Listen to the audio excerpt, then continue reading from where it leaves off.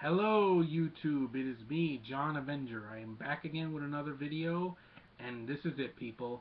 The finale of the uh, Star Wars prequels, the third and final movie in the prequel trilogy. But we're not done with the month of Star Wars yet. We still got the original trilogy, and then that horrible animated movie, the Clone Wars movie. But today I'm going to talk about arguably to me the best of the prequel trilogy, and that is Revenge of the Sith. Now, I saw this in the theater back in 2005, and it was the last big live action Star Wars movie we got. I saw it with a huge crowd. It was an early showing, it was a matinee in Manhattan, and the crowd was great. They were very into it. It was a really good experience in the theater, except that I had to go to the bathroom like halfway through. Note to self: never ever drink a can of soda before you go to the theater, and then you don't go to the bathroom once the movie starts. Always go to the bathroom before you go take your seat. Just a little reminder out there, you people. But anyway, Revenge of the Sith, I really enjoyed this film. I saw this in the theater only once, but it was worth it. It was a great experience. I went with my Darth Vader T-shirt and my Darth Vader helmet because I knew Vader would be in the film, even though he has a small. It's a nitpick, that Vader's not in the film that much, but I kind of knew that going in. But overall, though, I really enjoy this film. I don't know why people say this is the worst of the franchise.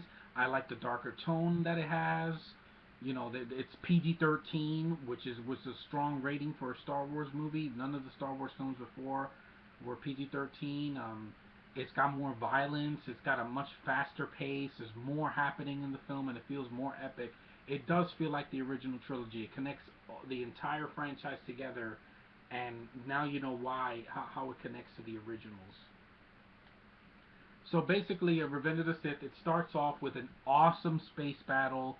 Yeah, there's tons of CGI, but I think it looks great.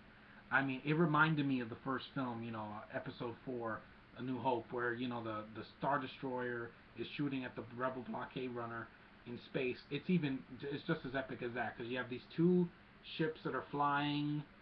It's Obi-Wan and Anakin Skywalker flying, and there's all this explosions and all this mayhem and just spaceships everywhere. Got some of the clone troopers flying some of the ships. They're trying to reach where Count Dooku and then the Chancellor Palpatine, who got captured, which becomes a plot device later in the film. There's R2 helps take off these droids that are kind of like screwing with Anakin, and it's epic. I thought when I saw this in the theater, you had that grand score, and you had the ships flying, and you have that awesome Star Wars theme. Dun, dun, dun, dun, dun, dun, dun. It felt so cool. This action scene is pretty much one of the longest action scenes in the prequels. Once Obi-Wan and Anakin fly to where they were gonna go to, got some fun one-liners. Hayden Christensen once again plays Anakin Skywalker, and I know a lot of people give him grief, but in this film, I think he works for what he had to do. I mean, what he had to do, uh, he had to freaking be a good guy for the first act. Then in the second act, he gets seduced by the dark side, and then in the third act, he fights Obi-Wan, gets burnt, and becomes Darth Vader. That's all he needed to do. I didn't need him to give an Oscar-worthy performance. That's not what I'm looking for in a Star Wars movie. I'm sorry. Give me the spectacle, and I'll be happy. Anyway, Anakin and Obi-Wan get to where the Palpatine is. They fight off droids. They go into the elevator, and it's a fun movie. I don't know why this movie got so much shit from people. There's a scene that they go into the elevator, and then the droids show up, and they're like hands up, and they're like they look at each other, and they go. It's awesome, and then Obi-Wan's like, "Did I say anything? I didn't say anything." And it was a cool banter between the two. And then R2 has his moment where he's hiding from these two super droids.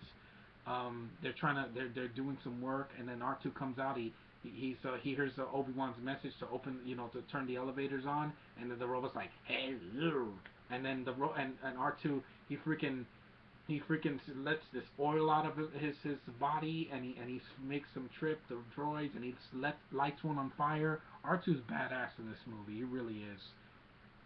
Anyway, they get to Chancellor Palpatine, and he says, "Oh, look, it's Count Dooku, who just happens to be there." He does a flip, and he talks to Obi-Wan and Anakin, and he's like, "Yeah,